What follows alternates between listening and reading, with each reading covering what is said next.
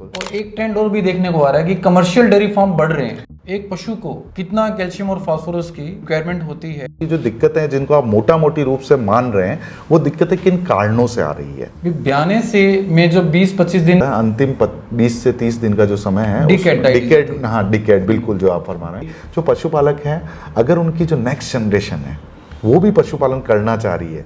पशुपालन टॉक्स के आज के इस एपिसोड में गेस्ट के रूप में हमारे साथ होंगे Rajiv Singh ji. Rajiv Singh ji dairy farming industry में एनिमल न्यूट्रिशन और फार्म मैनेजमेंट स्पेशलिस्ट के रूप में काम कर रहे हैं।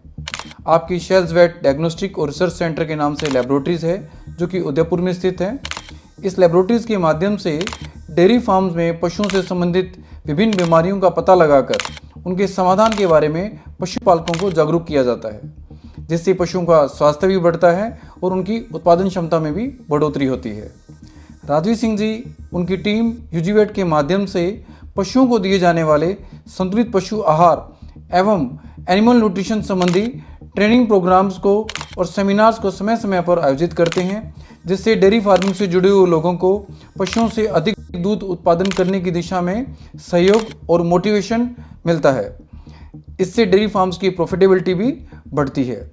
आशा करते हैं आज के इस एपिसोड से पशुपालक साथियों को एनिमल न्यूट्रिशन से जुड़ी हुई नई नई बातें सीखने को मिलेंगी। आपका फीडबैक हमारे लिए बहुत इम्पोर्टेंट है। आप अपना सुझाव कमेंट सेक्शन में ज़रूर दें। साथ ही आज के इस वीडियो को लाइक और शेयर भी करें। आपके अपने चैनल पशुपालन टॉक्स को सब्सक्राइब भी करें। आइए शुरू करते हैं आज का ये एपिसोड।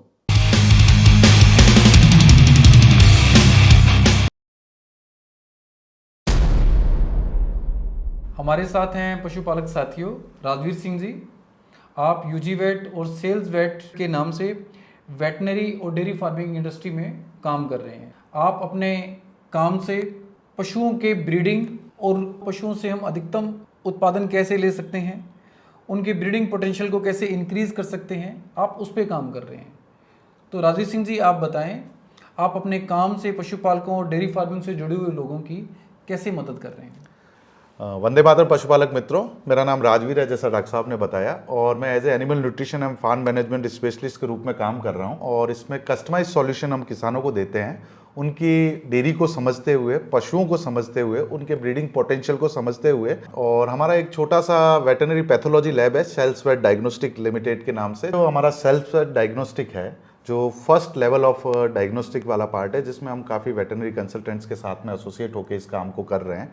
तो वहाँ ये डायग्नोस किया जाता है कि फार्म्स में बेसिक दिक्कतें हैं क्या, जिनकी वजह से कोई भी फार्म प्रॉफिटेबल नहीं हो पा रहा है, जो आज इंडस्ट्री का सबसे बड़ा कंसर्न है। और सेकंड लेवल पर उनको आइडेंटिफाई करके क्योर करने के बाद में मेरा मुख्य काम यह है कि मैं हर फार्म पे उस फार्म के एनिमल्स की जो प्रतिदिन की ज़रूरत है उसको मैं पशुपालकों को समझाता हूं कि उनके बॉडी वेट और दूध के अनुसार डिफरेंट स्टेजेस पे क्या उनकी ज़रूरत है, चाहे वो फीड से रिलेटेड हुई, चाहे वो हरे चारे से रिलेटेड हुई, चाहे वो उनका मिनरल्स और विटामिन की ज़रूरत हुई। क्या पशुपालक इस चीज़ को वास्तविकता में जानते हैं? सर, बहुत कम ही पशुपालक है शायद इस चीज़ को जानते हैं। पशुपालक को जब ये समझाया जाता है कि कोई भी चीज़ कैसे खिलाई जाए, कितनी खिलाई जाए, और जो चीज़ आप खिला रहे हैं उसकी क्वालिटी क्या होनी चाहिए, जो आपको इंश्योर करना चाहिए, चाहे वो आपका फीड हो गया, चाहे उसका बैलेंसिंग का पार्ट हो गया, चाहे आपका ग्रीन फॉडर हो गया, इनकी मात्रा कितनी रहे और किस क्वालिटी की रहे। और फिर एक जो इस पशुपालन के क्षेत्र में मुख्य जो एक दिक्कत की बात है कि अधिकतर जिन कंपनीज ने काम किया है वो ये कहते हैं कि 50 ग्राम मिनरल मिक्सचर दे दीजिए, 30 ग्राम दे दीजिए, 100 ग्राम दे दीजिए, लेकिन इसका जो निर्धारण है, ये इसको जो निर्धारित किया जाएगा, वो पशुपालक को खुद को समझना पड़ेगा कि उसका पशु किस स्टेज में है, कितना दूध दे रहा है, कितना उसका बॉडी वेट है, उन सारी चीज़ों के अकॉर्डिंगली किया जाएगा। और मेजरली मेरा टारगेट यही रहता है कि पशुपालकों को सबसे पहले ये समझाया जाए कि डीवॉर्मिंग प्रॉपर्ली कैसे होती है, और फिर ये विटामिन और मिनरल्स के प्रीमिक्सेस को एक अच्छे फीड और बैलेंस फीड के साथ में ड्राई मैटर को फुलफिल करने वाले पार्ट पे हम उनको समझाते हैं। क्योंकि कहीं ना कहीं मुझे लगता है कि आज हमारे भारतवर्ष में अगर आप हुए, मैं हूँ, या सभी हम सब मिल के जो एक काम कर रहे हैं, वो कहीं ना कहीं एक तरह की नीड है आज की तरह में कि इंडस्ट्री में पशुपालक का फ़ायदा के बारे में कोई भी नहीं सोच रहा है। और यहाँ मेरा निवेदन पर्सनली ये है कि पशुपालक का फ़ायदा जब तक हम नहीं सोचेंगे तो शायद ये इंडस्ट्री आगे नहीं बढ़ पाएगी। आप डेयरी फार्मिंग से जुड़े हुए लोगों को जी उनको सोल्यूशन प्रोवाइड करवाते हैं? बिल्कुल सर।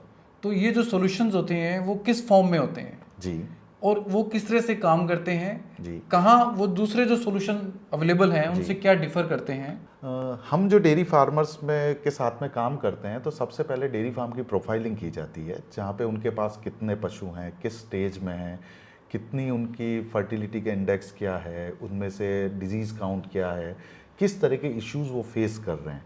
तो कुछ इश्यूज़ तो ऐसे हैं जो काफ़ी कॉमनली नोन है फार्मर्स के बीच में, जिनको फार्मर्स भी जानते हैं और हम भी समझ जाते हैं काफ़ी आसानी से, और काफ़ी चीज़ें होती है जो अनसीन है, जो फार्मर नहीं समझ पाते हैं। तो सबसे पहले हमारा ये पार्ट है कि लैब के थ्रू डायग्नोस्टिक वाले पार्ट के साथ में एसोसिएट होके किसान को ये बताया जाए कि जो दिक्कतें हैं जिनको आप मोटा मोटी रूप से मान रहे हैं, वो दिक्कतें किन कारणों से आ रही है, और इन कारणों के साथ साथ में पशुपालक को ये समझाया जाए कि साहब आपको इस दिशा में काम करना चाहिए। चाहे वो बाटा खिलाने का एक तरीका भी एक छोटा सा उसका पार्ट हो सकता है कि भारतवर्ष में काफ़ी सारे ऐसे छोटे किसान हैं जो कहीं ना कहीं गीला बाटा खिला रहे हैं, ड्राई फीड पे नहीं आ रहे हैं। फिर अगर हम या उस भिगो के खिला रहे हैं, पका के खिला रहे हैं, ऐसे काफ़ी सारे हैं जो नहीं होना चाहिए। फिर उसके बाद में कुछ पशुपालकों की बात किया जाए जो इन पूरे ट्रेंड से हट के कैटल फीड को यूज़ कर रहे हैं। लेकिन क्या आप जो कैटल फीड यूज़ कर रहे हैं उसमें जो अमीनो एसिड्स आ रहे हैं वो 20 के 20 अमीनो एसिड बैलेंस हो पा रहे हैं क्या? तो ऐसे बहुत सारे सवाल हैं जिनके जवाबों को ढूंढते हुए हम किसी भी डेयरी फार्म में आगे बढ़ते हैं, और पशु की प्रतिदिन की ज़रूरत को जब इस फीड से, ग्रीन फॉडर से या साइलेज से, ड्राई मैटर को पूरा किया जाता है एक अच्छी क्वालिटी के साथ में, और विटामिन्स और मिनरल्स की क्वांटिटी को पूरा किया जाता है, तो सर डेफिनेटली फार्मर्स की प्रॉफिटेबिलिटी भी बढ़ती है। एनिमल का जो प्रोडक्शन स्कोर है in terms of lactation curve में, वो कर्व लॉन्गर भी रहेगा और एज वेल एज उस कर्व का ग्राफ भी हायर साइड में रहेगा, और ज़्यादा दूध अचीव कर पाएंगे फार्मर। आप पशुपालकों की हेल्प करते हैं भाई, एक तो उनका जो गायों का या भैंसों का जो भी नस्ल के साथ वो काम कर रहे हैं डेयरी फार्मिंग के अंदर, ये उनसे वो अधिकतम उत्पादन लें। बिल्कुल। और उसके लिए जो पहला काम है कि उनके जो कैटल फीड है वो बैलेंस होना चाहिए। पहली चीज़ तो कैटल फीड का बैलेंस होना है ही है, जो शायद उनसे ज़्यादा कहीं ना कहीं एज ए वेटरनरियन शायद आपकी, या एज ए कंसल्टेंट मेरी, या फिर जो हमारे कैटल फीड प्लांट्स ओनर्स जितने भी हैं सभी की जिम्मेदारी है, और ये चीज़ हमारे को बहुत प्रॉपर वे में किसान को देनी चाहिए। हमारे बहुत से पशुपालक साथी डेयरी फार्मिंग से जुड़े हुए जो लोग हैं, उन्हें पशुओं से अधिकतम उत्पादन लेने के लिए, उनकी हेल्थ अच्छी रखने के लिए मिनरल विटामिन मिक्सचर पशुओं को खिलाते हैं। जी, खिलाना तो भी चाहिए। अच्छा विटामिन मिनरल मिक्सचर, उसकी पहचान क्या है जी, और इसके अलावा ये बताएं भी इसमें किन किन बातों की सावधानी बरतने की आवश्यकता है। बिल्कुल। सबसे पहले किसी भी अच्छे विटामिन्स और मिनरल का कोई भी मिक्स हो, उससे भी ज़्यादा महत्वपूर्ण यह है कि उसकी मात्रा कितनी देनी चाहिए पशु को, और इसके बारे में अलग अलग भ्रांतियां हैं, 30 ग्राम, 50 ग्राम, 100 ग्राम। तो ये कोई कंपनी डिसाइड नहीं करेगी, पशुपालक और वहाँ जो कंसल्टेंट और रेस्पेक्टिव वेटरनरी डॉक्टर्स हैं वो डिसाइड करेंगे इस चीज़ को मिल के कि उनके पशुओं का कितना दूध है, कितना वजन है, उसके अनुसार वो रिक्वायरमेंट फुलफिल होगी, कि चाहे वो 100 ग्राम भी हो सकती है, 150 भी हो सकती है, 200 भी हो सकती है। दूसरा, विटामिन्स और मिनरल्स की जो क्वालिटी है वो को समझना बहुत महत्वपूर्ण है। जैसे वाइटामिन्स में किस लेवल के वाइटामिन्स वो यूज़ कर रहे हैं, किस ग्रेड के यूज़ कर रहे हैं, क्या वो कोटेड है, नहीं है, और कितने स्टेबल हैं, जो हमारा पैकिंग के बाद में कितने समय के लिए स्टेबल रह पा रहे हैं, जिस टेम्परेचर में हम भारत में रहते हैं। तो वैसे बहुत सारे चैलेंजेस रहते हैं। इसमें किस मात्रा में विटामिन और मिनरल्स को देना चाहिए जी, इसका डिसीजन कैसे किया जाता है भी इतनी मात्रा देनी चाहिए? जैसे हम उदाहरण के लिए जनरली एचएफ गायों का एक उदाहरण लेते हैं, तो पशुपालक मित्रों एचएफ गाय हम ये मान के चलते हैं 20 लीटर प्लस ही हम एक प्रोडक्शन की रेंज लेते हैं, तो उसमें हमारे को ये देखना पड़ेगा 20 लीटर मिल्क का, और जो 500 to 600 kg बॉडी वेट है उसके अकॉर्डिंगली, जैसे उदाहरण के लिए विटामिन ए है जो जनरली 1.5 लाख इंटरनेशनल यूनिट के आसपास जो रिकमेंडेशंस हैं, जो वेल नोन ग्रुप्स हैं जिन्होंने स्टडीज़ की है, 1.5 लाख इंटरनेशनल यूनिट के आसपास पर डे की रिक्वायरमेंट है। तो वहाँ पर अगर हम 50,000 इंटरनेशनल यूनिट उनके कैटल फीड से फुलफिल कर पा रहे हैं, तो रिमेनिंग जो 1 लाख है वो आप चाहे 50 ग्राम का मिनरल मिक्सचर दीजिए, चाहे 100 ग्राम का दीजिए, चाहे 200 ग्राम का दीजिए, वो 1 lakh international unit vitamin A का आपके वाइटामिन और मिनरल का जो प्रीमिक्स आप खिला रहे हैं, मिनरल मिक्सचर जो आप खिला रहे हैं, उससे फुलफिल होनी चाहिए। वैसे ही विटामिन डी भी है, वैसे ही विटामिन ई भी है, और अदर मिनरल्स भी हैं। तो हम एज ए टीम यूजीवेट या यूजीवेट ग्रुप के जो हम काम कर रहे हैं, हमारा मुख्य काम ही यही है, पशुपालकों के पशुओं की ज़रूरत को समझते हुए उनके ऑब्जेक्टिव को समझते हुए कि उनको कितना दूध की वो आशा कर रहे हैं, कितना फैट चाहिए, कितना एसएनएफ चाहिए, चाहे फर्टिलिटी का चैलेंज है क्या, या बीमारियों का लेवल ज़्यादा है, और ऐसे काफ़ी सारी चीज़ें स्टेज वाइज न्यूट्रिशन पे काम कर रहे हैं, मात्रा पे काम कर रहे हैं कि वो कितनी देनी चाहिए, और इन सब चीज़ों का एक कंबाइंड एक सॉल्यूशन बनाते हैं और फार्मर्स को देते हैं। और ये सारा जो रिजल्ट्स आ रहा है या जो फार्मर्स प्रॉफिटेबल हो पा रहे हैं टीम यूजीवेट के साथ में, वो यही कारण है। तो पशुपालक साथियों को भी समझना पड़ेगा जी। उनकी पशुओं की प्रतिदिन की रिक्वायरमेंट्स हैं, जी। डेली की रिक्वायरमेंट्स हैं, जी। उनकी जो फिजियोलॉजिकल कंडीशन है, बिल्कुल। जैसा पशु कोई दूध देने वाला है जी।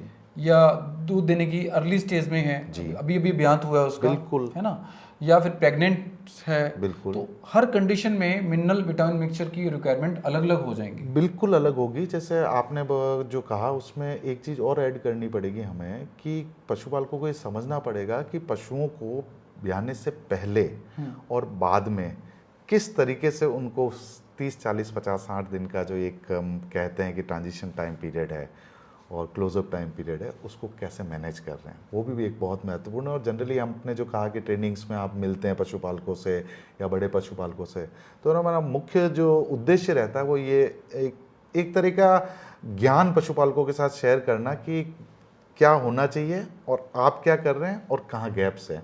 इन छोटे छोटे गैप्स को फाइंड आउट करके हम फिल करने की कोशिश कर रहे हैं। हमने देखा है कि हमारे डेयरी फार्मिंग से जुड़े हुए जो साथी हैं वो पशुओं को कैल्शियम देते हैं, है ना। बिल्कुल। वो कैल्शियम किसी फॉर्म में हो सकता है, हाँ कुछ लिक्विड फॉर्म में देते हैं, कुछ पाउडर फॉर्म में देते हैं। जी। तो एक पशु को जी। कितना कैल्शियम और फास्फोरस की रिक्वायरमेंट होती है जी। डेली की आवश्यकताओं को पूर्ति करने के लिए? जी। अगर हम इस सवाल का जवाब की तरफ बढ़ना चाहें तो बहुत आसान है। आप पशु का दूध एक तरफ लिख दीजिए, आप पशु का वजन दूसरी तरफ लिख लीजिए। दूध का 30%, वजन का लगभग 2 या 2.2%, जैसा आप लेना चाहें ले सकते हैं दोनों में से। और उसका जो टोटल आता है वो आता है ड्राई मैटर रिक्वायरमेंट। जैसे हमने उदाहरण के लिए 20 लीटर की गाय की बात की और कहा कि उसका वजन 500 किलो है HF गायों की, और अगर हम भैंसों की बात करें तो ये 20 लीटर का दूध हो सकता है 10 लीटर और वजन 600 किलो हो सकता है। तो ऐसे आप एक उदाहरण ले लीजिए। तो हमने माना कि किसी पशु की 16 किलो ड्राई मैटर की रिक्वायरमेंट आई है प्रतिदिन की शुष्क पदार्थ की, तो उसका 1% कैल्शियम और आधा प्रतिशत फॉस्फोरस प्रतिदिन की जरूरत है। 2:1। 2:1 तो होना ही चाहिए जनरली। और इसमें 16 किलो का 1% यानी 160 ग्राम कैल्शियम हमारे को इंश्योर करना पड़ेगा कि हम जो हरा चारा खिला रहे हैं, हम जो कैटल फीड खिला रहे हैं, हमारा जो संतुलित पशु आहार है, और जो हम मिनरल मिक्सचर या लिक्विड कैल्शियम खिला रहे हैं, जो भी सोर्सेज हैं, उनसे ये 160 ग्राम की पूर्ति होनी चाहिए कैल्शियम की, और फॉस्फोरस 80 ग्राम की पूर्ति होनी चाहिए। वैसे ही वाइटामिन और मिनरल्स का भी एक सिस्टम चलता है जो हम हमारी टीम के साथ में मिलकर फुलफिल करवाते हैं। अब हमने कहा 160 ग्राम की जरूरत को पूरा करना है, और पशुपालक अगर हमारे घर का खुद का संतुलित आहार बना रहे हैं तो उसमें तो उतना कैल्शियम और फॉस्फोरस नहीं है जो कैटल फीड कंपनीज ऐड करके दे रही है, जो जिम्मेदारी है उनकी, और काफ़ी अच्छे से कर भी रहे हैं। तो हमने ये कहा कि 8 किलो या 9 किलो की फीडिंग करवाई गई उदाहरण के लिए, तो 80 से 90 ग्राम कैल्शियम 160 ग्राम में से आपको कैटल फीड से मिला या मिलना चाहिए था। ठीक है, बाकी का जो कैल्शियम है उसकी जो मात्रा की पूर्ति करनी है, अब हमारे पास ऑप्शन बचा है हरा चारा, आपका लिक्विड कैल्शियम, या फिर आपका कोई वाइटामिन और मिनरल का प्रेमिक्स। अब पशुपालक उनको हरा चारा खिलाते हैं लगभग 10 से 20 किलो। हम ये कहते हैं 20 किलो की फीडिंग होती है, और 1 किलो में 1 ग्राम मैक्सिमम साइड में जो कैल्शियम हो सकता है हम उसको मान लेते हैं। तो 20 किलो में 20 ग्राम और मिल गया। 90 ग्राम हमें मिला था कैटल फीड से, 20 ग्राम मिला हमारे को हरे चारे से, 90 और 20 110 ग्राम। अभी बचा है 50 ग्राम की कमी अभी भी है। अब इसके लिए हमारे पास जो ऑप्शन बचा है वो या तो लिक्विड कैल्शियम है डॉक्टर साहब, या फिर हमारे पास में कोई वाइटामिन या मिनरल का प्रेमिक्स। अब जो ये लिक्विड कैल्शियम्स हैं, इसके अंदर यूजुअली जो कैल्शियम आता है यूजुअली वो 1 लीटर के अंदर 35 ग्राम के आसपास ही आता है अगर उसको ग्राम में कैलकुलेट किया जाए। और जनरली कंपनी 100 ml या 200 ml की डोज प्रेफर करती है, तो वो तो 3.5 से 7 ग्राम हुआ डॉक्टर साहब। 50 ग्राम की रिक्वायरमेंट है और 3.5 से 7 ग्राम से कुछ भी नहीं होगा।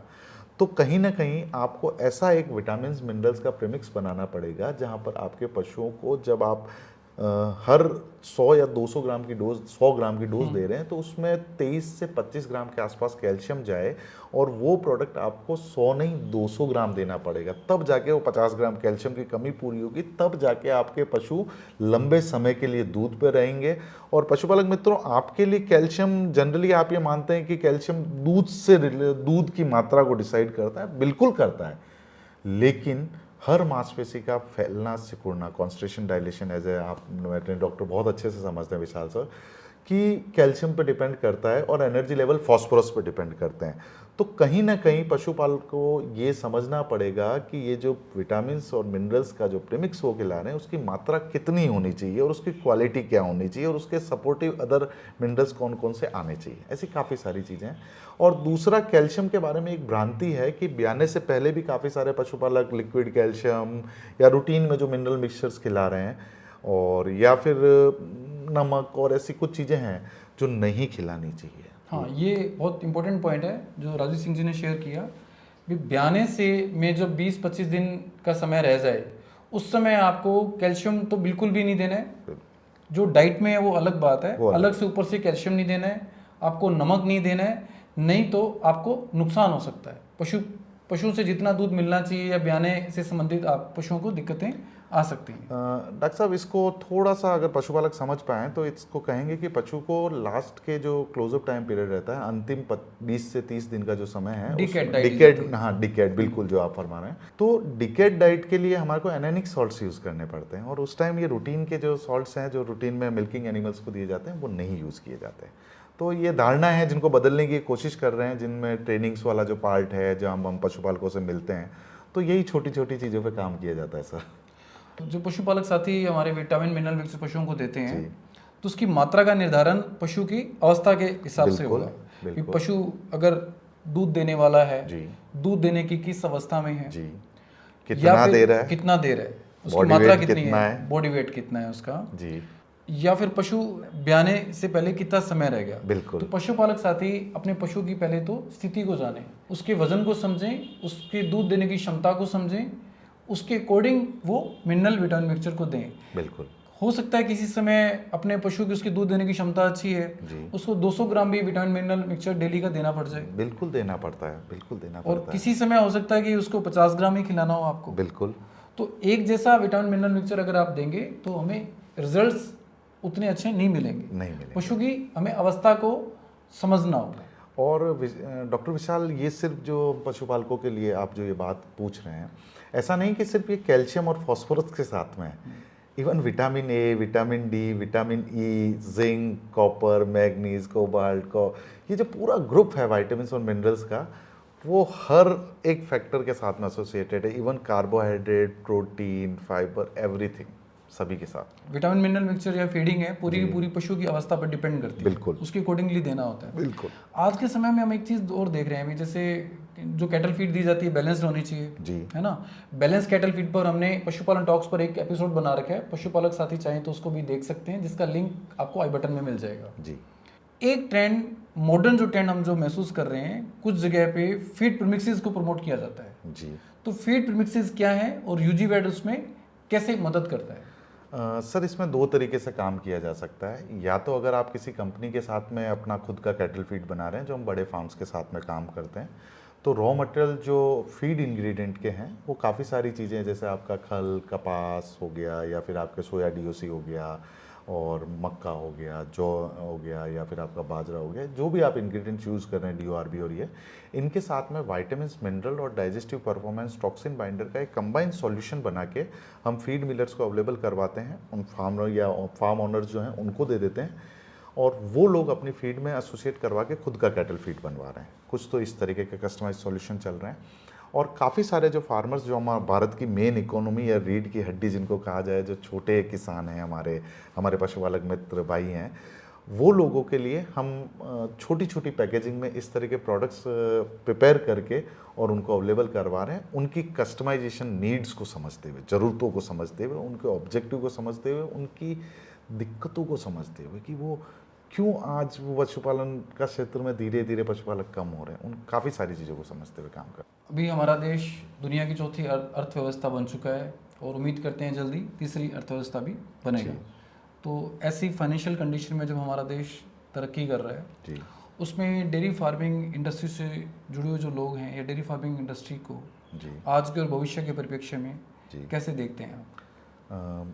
भारतीय पशुपालकों का, भारतीय वेटरनरी डॉक्टर्स का और काफ़ी सारी कंपनीज़ का, कॉर्पोरेटिव डेयरी सेटअप्स का और काफ़ी सारे प्रोफेशनल का इसमें काफ़ी योगदान रहा है कि हम यहाँ पहुँच पाए हैं। लेकिन सर मुझे ऐसा लगता है कि इस यात्रा में कहीं न कहीं हमारे जो हमने पिछला कुछ समय पहले अभी बात की थी कि हमारे जो मुख्य पशुपालक हैं, जो छोटे-छोटे पशुपालक हैं, वो जो कहीं 2-2 4-4 जिन्होंने दो पशु दो रखे चार हुए हैं, चार बैकयार्ड पाँच पाँच फार्मिंग कर रहे बैकयार्ड हैं। फार्मिंग है या 10-10 या 20 गायों से नीचे के जो फार्म्स हैं, इनकी संख्या धीरे-धीरे कम होती जा रही है।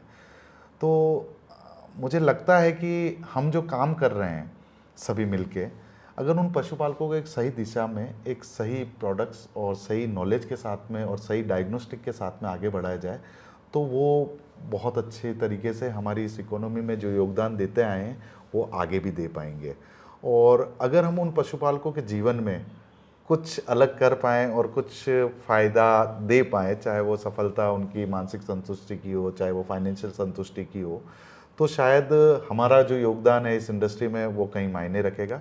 और ये छोटे-छोटे योगदान मिलके हमारे देश को सफल तभी बना सकते हैं कि जो पशुपालक हैं, अगर उनकी जो नेक्स्ट जनरेशन है, वो भी पशुपालन करना चाह रही है, तो शायद वो सफल पशुपालक हैं। और ऐसे पशुपालकों की संख्या हम बढ़ाते जाएँ, चाहे वो 2 गायें रखे, 2 भैंसें रखे, चाहे वो 200 रखे या 2000 रखे। अगर वो नेक्स्ट जनरेशन में हम उस बिज़नेस को दे पा रहे हैं, या नेक्स्ट जनरेशन या आने वाली जो हमारी संतान और जो आने वाली पीढ़ियाँ हैं, उस बिज़नेस को कर पा रही है, तो शायद जो हम अचीव करना चाह रहे हैं सफलता को, वो हम भी पा पाएंगे और हमारा देश वैसे ही आगे बढ़ जाएगा इन छोटी-छोटी सफलताओं से। मुझे ऐसा लगता है। नहीं, आप बिल्कुल सही कह रहे हैं। जिस तरह से देश के लिए तरक्की के बहुत सारे अवसर अब पूरी दुनिया देख रही है, सिर्फ हम नहीं देख रहे हैं ना। बिल्कुल। तो जब देश हमारा हर तरह से तरक्की कर रहा है, आगे भी बढ़ रहा है जी। और इसी तरह से डेयरी फार्मिंग से जो जुड़े हुए जो लोग हैं, उनके लिए भी बहुत सारी संभावनाएं हैं। है, बहुत बिल्कुल है। हमारे यहाँ हमारे देश में पर कैपिटा जो मिल्क का जो कंजप्शन है, प्रति व्यक्ति जो दूध का जो लोग यूज़ करते हैं, दूध को उपयोग में लाते हैं, वो 470 ग्राम के आसपास है पर डे का। जी है। और हर दिन ये जो दूध मिल्क जो कंजप्शन है वो बढ़ रहा है। बिल्कुल। मिल्क प्रोडक्शन बढ़ रहा है, लोगों की खरीदने की क्षमताएं भी बढ़ रही है। तो ऐसी उम्मीद करते हैं कि आने वाले समय में लोगों का अपने खुद के हेल्थ के प्रति भी ज़्यादा जो रुझान है वो ज़्यादा जागरूक होंगे और हमारी जो डेयरी इंडस्ट्री है वो भी ग्रो करेगी। इसी आशा के साथ में हम सभी मिलके कुछ काम कर रहे हैं। और ये जो पूरी चीज़ें हैं डायग्नोस्टिक से लगा के सभी, जो आपने मुख्य इस उद्देश्य को रखा कि कहीं ना कहीं दूध की जो क्वालिटी है उस पर भी काम किया जाए, और उसका काम करने का तरीका यही है जो हमारा डिस्कशन आज का रहा है। और पशुओं की जो बीमारियां कम होगी तो नो डाउट जो दूध की क्वालिटी है वो भी काफ़ी अच्छी आएगी, और हमारे स्टैंडर्ड्स जो हैं वो इंटरनेशनल स्टैंडर्ड्स को मीट कर पाए दूध की क्वालिटी में, और पशुपालक बाई प्रोडक्ट्स पे काम कर पाए। बहुत ज़रूरत है। और सर पशुपालक मित्रों, अगर सच कहें ना तो काफ़ी लोग कहते हैं कि इस पशुपालन की इंडस्ट्री में बहुत कंपटीशन है, और मुझे लगता है कि यहाँ कोई कंपटीशन है ही नहीं, क्योंकि सभी कंफ्यूज हैं। काफ़ी कंफ्यूजन है यहाँ पे। अगर सही नॉलेज होगा तो कंफ्यूजन उनका दूर होगा, अगर सही डायरेक्शन में काम करेंगे। ये भी बहुत इंपॉर्टेंट है कि कोई व्यक्ति मेहनत कर रहा है जी, उसको पूर्ण रूप से ज्ञान हो जी, वो अनुभव प्राप्त करे जी, और सही दिशा में काम करे जी, ताकि उसको अच्छे रिजल्ट्स, अच्छा प्रॉफिट उसको अपने डेयरी फार्मिंग से मिल पाए। और एक ट्रेंड और भी देखने को आ रहा है कि कमर्शियल डेयरी फार्म बढ़ रहे हैं। बिल्कुल बढ़ रहे हैं। कमर्शियल डेयरी फार्म बढ़ रहे हैं। अगर कमर्शियल डेयरी फार्म बढ़ रहे हैं तो जो कमर्शियल डेयरी फार्मिंग से जुड़े हुए जो लोग हैं उनको भी अपने नॉलेज में इजाफा करना पड़ेगा। बिल्कुल। ट्रेडिशनल के साथ साथ मॉडर्न टेक्निक्स को भी अपनाना पड़ेगा। बिल्कुल। जिसमें आपने बताया कि दूध की क्वालिटी का लेवल अच्छा हो, इंटरनेशनल स्टैंडर्ड्स को मैच करे। सोमेटिक सेल काउंट लेवल पे आपको काम करना पड़ेगा, एंटीबायोटिक फ्री मिल्क पे काम करना पड़ेगा, शायद टॉक्सिन फ्री मिल्क पे काम करना पड़ेगा। एंड डॉक्टर विशाल, एक मैं आपसे ज़रूर बताना चाहूँगा, काफ़ी सारे जो बड़े फार्म्स होते हैं जो 100, 150, 200 गायों के फार्म्स खुल रहे हैं, वो अपनी इंफ्रास्ट्रक्चर पे इतना कॉस्ट इन्वॉल्व कर देते हैं कि एट लास्ट जो फार्म पे हमारे गौवंश है या फिर भैंसे हैं या जो भी हमारे रूमिनेंट है, उनको जो प्रतिदिन की नीड की जो रिक्वायरमेंट है, ज़रूरत है, उसको वो ढंग से पूरा नहीं कर पाते। और फिर वो फार्म्स लॉस में जाके बंद हो जाते हैं। तो ऐसे मल्टीपल उदाहरण हमारे सामने इंडस्ट्री में आ रहे हैं जो होना नहीं चाहिए। जब आप एक इतना अच्छा इंफ्रास्ट्रक्चर कॉस्ट लगा रहे हैं, इतना अच्छा शेड बना रहे हैं, इतनी अच्छी मशीनरी, इतने ऑटोमेजेशन के साथ काम कर रहे हैं, तो मुझे ऐसा लगता है कि शायद आपकी फीड भी बेस्ट होनी चाहिए और आपका प्रीमिक्स भी बेस्ट होना चाहिए, और डायग्नोस्टिक वाले पार्ट पे तो 101% काम होना ही चाहिए। कमर्शियल डेयरी फार्म से जुड़े हुए लोगों के लिए राजवीर सिंह जी ने एक प्रिकॉशन, एक क्लॉज, एक कंडीशन प्रेजेंट की है कि वो काम जरूर करें लेकिन शुरू में इंफ्रास्ट्रक्चर पर बहुत ज़्यादा पैसा वो खर्च ना करें। बिल्कुल।